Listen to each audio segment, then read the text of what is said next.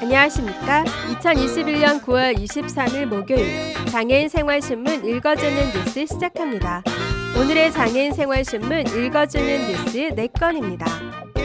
하나, 안마 프로그램 헬스키퍼 중증 장애인 생산품 신규 품목 도입, 그랜드 코리아 레저 제안에 신규 품목 공모전서 수상 생산시설로 안마 사업 선정.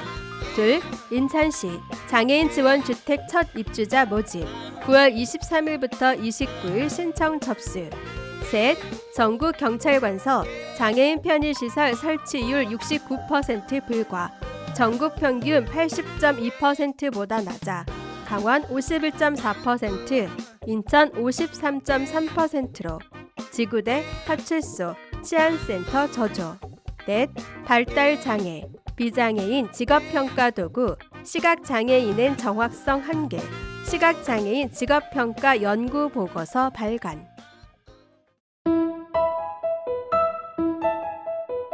첫 번째 소식입니다. 서비스업인 맞춤형 안마 프로그램 헬스키퍼가 중증 장애인 생산품으로 첫걸음을 시작해 관심을 끌고 있습니다.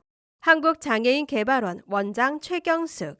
한국장애인개발원은 중증 장애인 생산품목의 다양화를 위해 지난해 공모한 중증 장애인 생산품 신규 품목 공모전 수상작 헬스키퍼가 본 사업으로 추진된다고 밝혔습니다. 신규 품목 공모전은 중증 장애인 생산품목 다양화를 위해 주요 소비자인 공공기관이 중증 장애인 생산품으로 구매하고 싶은 품목을 제안, 선정된 아이디어를 생산시설로 연계 품목화하는 사업입니다. 이번에 본 사업을 추진하는 헬스키퍼는 공모 첫 해인 지난해 그랜드 코리아 레저가 제안에 선정된 아이템입니다. 헬스키퍼는 장시간 반복 동작으로 근골격계 질환이 발생하기 쉬운 사업장 근무 직원에게 국가 자격을 보유한 대한안마사협회 소속 시각장애인 안마사가 마사지를 제공하는 건강 증진 프로그램입니다. 신규 품목 선정 이후 개발원은 공모를 통해 대한안마사협회를 헬스키퍼 생산시설로 선정하고 GKR과 함께 해당 기관에 맞는 맞춤형 프로그램 개발에 함께 참여했습니다. 최경수 개발원장은 중증 장애인 생산품 우선 구매 대상 기관 중 절반 가까운 기관이 아직도 법정 의무 구매율을 채우지 못하고 있다며, 개발원은 앞으로도 다양한 장애인 생산품목을 개발, 판로를 확대해 장애인 근로자들의 소득 향상을 위해 노력하겠다라고 말했습니다. 한편 맞춤형 안마 프로그램 헬스키퍼 도입을 위한 GKL과 대한안마사협회의 업무 협약식이 9월 15일 오전 GKL에서 개최됐습니다. 다음 소식입니다. 인천시는 9월 29일까지 인천시가 지원하는 장애인 지원주택 첫 입주자를 모집합니다. 지원주택은 모두 8호로 미추홀구 용현동에 위치합니다. 규모는 74제곱미터에서 78제곱미터이고 한 가구당 1명 혹은 공동 거주 모두 가능합니다. 임대기간은 기본 2년이고 2년 단위로 갱신합니다. 재계약 횟수는 제한이 없습니다. 각 가정이 부담해야 하는 임대보증금은 크기에 따라 74제곱미터는 375만 1천 원이고 78제곱미터는 350만 4천 원입니다. 월 임대료는 보증금의 약 10% 정도로 74제곱미터는 32만 4,140원, 78제곱미터는 30만 6,450원입니다.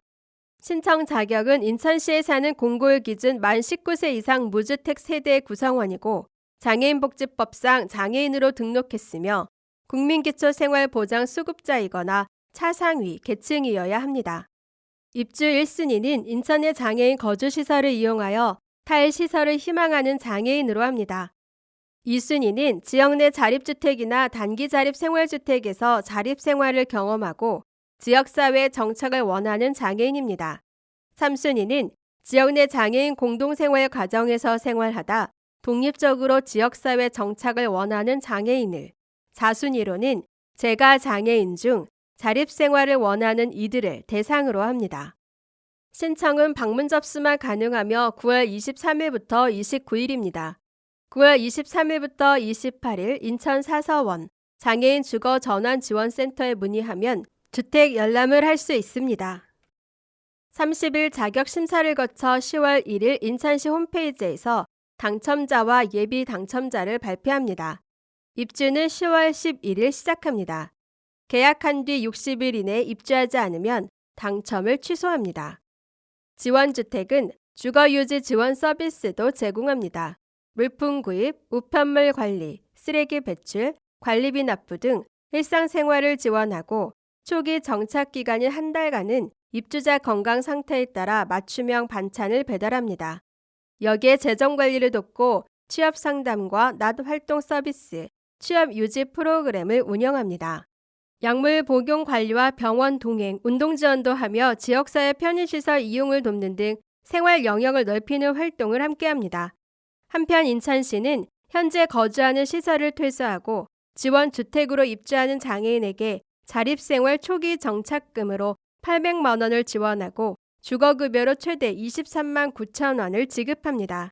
지원주택 입주 관련 자세한 사항은 인천시 장애인복지과 자립기반 지원팀 전화 032-440-2962번 또는 시장애인 주거전환지원센터 032-424-9404번으로 문의하면 됩니다.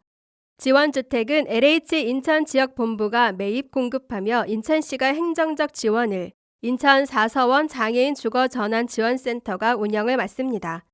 이와 관련 지난 8월 31일 인천 4서원은 시, LH 인천본부와 장애인 지역사회 정착을 돕는 임대주택 및 서비스 지원 협약식을 했습니다. 인천 4서원은 올해 초 주거전환지원센터 수탁 운영을 시작했습니다.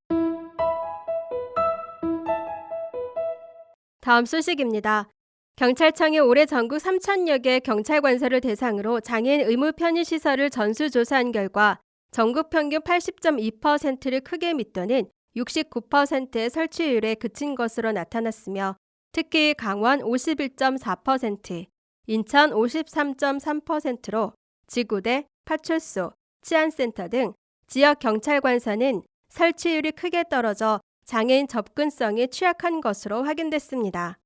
국회 행정안전위원회 소속 정의당 이은주 의원이 경찰청으로부터 제출받은 경찰관서 장애인 편의 환경 및 인식 개선 계획안에 따르면 전체 경찰관서 장애인 편의시설 설치율은 69%로 2018년 전국 편의시설 설치율 80.2%를 크게 밑도는 것으로 나타났다고 9월 9일 밝혔습니다. 앞서 지난해 이은주 의원과 장애인차별금지추진연대, 장출연은 전국 1,615개 지역 경찰관서에 대한 현장 조사를 실시한 뒤 경찰청 국정감사에서 개선을 지적한 바 있습니다.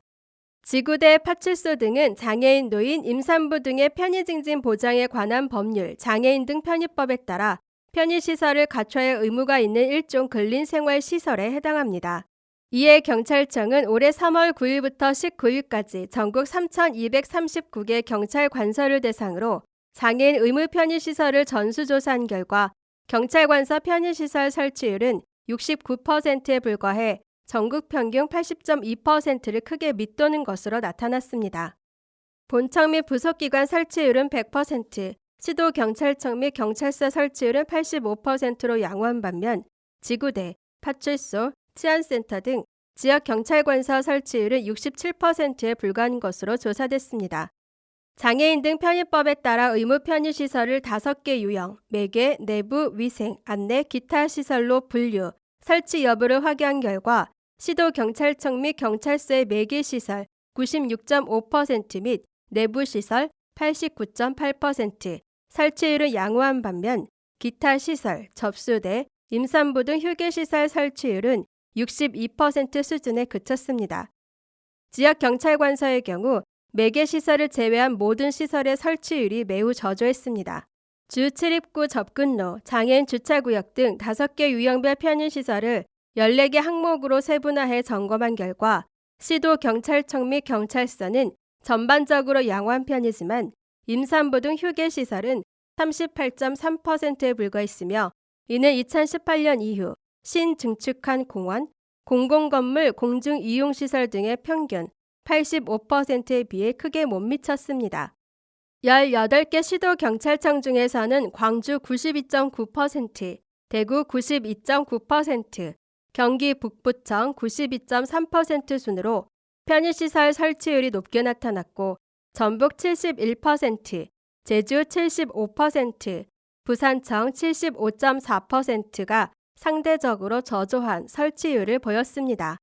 지역 경찰관서 중에선 광주 84%, 경기 북부 80.2%, 대구청 79% 설치율이 가장 높은 반면 노후 건물이 많은 강원 51.4%, 인천 53.3%, 지역 경찰관서는 절반 정도가 편의시설 설치가 안 돼 있는 것으로 조사됐습니다. 다음 소식입니다. 실로암 시각장애인 복지관 직업평가센터가 발달장애인과 비장애인을 위한 직업평가 도구를 시각장애인에게 사용할 경우 결과의 정확성에 한계가 있다는 시각장애인 직업평가에 관한 연구보고서를 발간했습니다. 이번 연구보고서에는 2010년부터 2019년까지 직업능력 평가를 받은 만 15세 이상부터 만 59세 이하 시각장애인 1,700명을 대상으로 직업 적성 및 지능검사, 작업 표본검사, 신체 능력 평가 결과를 분석한 내용을 담았습니다. 또한 2019년 발간한 1차 연구 보고서, 우리나라 국민 평균 등의 기존 자료와 비교한 내용도 정리했습니다. 본 연구 보고서를 통해 사회복지시설 및 유관기관에서 시각장애인의 직업 연계와 사후관리 등 직업재활 전 과정에 걸쳐 도움이 되는 기초 자료로 활용할 수 있을 것으로 보입니다. 직업평가센터 김성훈 팀장은 연구 보고서를 발간하면서 기존 발달장애인과 비장애인 기준의 평가 도구를 사용해 시각장애인 평가 시 결과의 정확성에 한계가 있음을 인지하였다며 앞으로 유관기관과 전문 인력 간 협력을 통해 시각장애인 및 시각발달장애인에 맞는 지능 및 인지력 검사, 직업 적성 및 흥미 검사, 작업 표본 검사 등의 평가 도구에 대한 표준안을 마련하고 개발을 진행할 예정이다라고 밝혔습니다. 한편 실로암 시각장애인 복지관 직업평가센터는 다양한 평가 도구를 활용해 개인의 심리적, 신체적, 사회적, 직업적 특성과 잠재력을 객관적으로 측정합니다. 그 결과를 바탕으로 시각장애인 당사자가 적합한 학과나 직업을 탐색, 선택할 수 있도록 지원하는 직업평가 서비스를 제공하고 있습니다. 또한 거리상의 문제로 기관 방문이 어려운 시각장애인들의 편의를 위해 의료기관에 직접 방문해 직업평가를 실시하고 있습니다. 연구 보고서 및 직업평가와 관련된 문의는 실로암 시각장애인 복지관 직업평가센터 전화 02-880-0840번에서 0843번으로 하면 됩니다. 지금까지 장애인생활신문 읽어주는 뉴스를 애청해 주셔서 감사합니다. 장애인생활신문 읽어주는 뉴스 다음 시간에 찾아뵙도록 하겠습니다.